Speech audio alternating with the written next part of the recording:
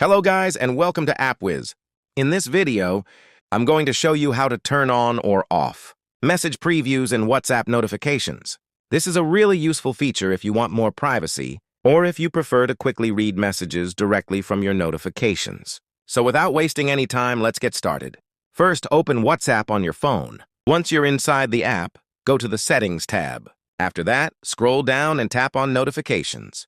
Now look for the option called Show Previews and tap on it. Here you can easily toggle this option on or off depending on your preference. If you turn it off, message content won't be visible in notifications, which is great for privacy.